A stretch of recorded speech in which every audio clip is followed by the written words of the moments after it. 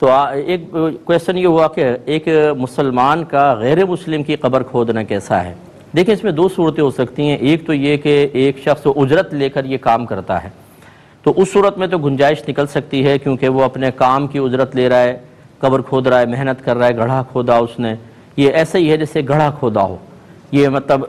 چاہے قبر کی نیت سے اس نے کیا، محنت کی، یہ پیسہ لے سکتا ہے. لیکن ایک دوسری صورت ہے کہ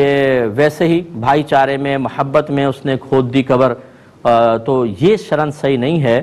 کیونکہ پہلی صورت میں بھی ہم یہ کہیں گے کہ فتوے کے اعتبار سے تو جائز ہے، لیکن تقوی کے اعتبار سے اور مزاج شرع کے اعتبار سے ایسا مقام کہ جہاں غیر مسلمین کی قبریں ہوں اور جہاں خاص طور پہ غیر مسلم کو دفن کیا جانا ہو، وہاں معذرت کے ساتھ اللہ تبارک و تعالیٰ کی رحمت کو نزول نہیں ہوتا، اس کے مخالف چیز کا نزول ہوتا ہے. کیونکہ تمام معذب قبریں ہوتی ہیں، ان پہ شدید عذاب ہو رہا ہوگا.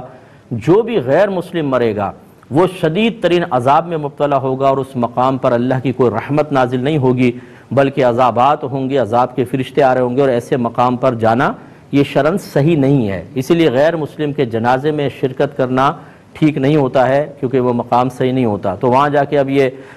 چاہے پیسے لے کے قبر کھودے،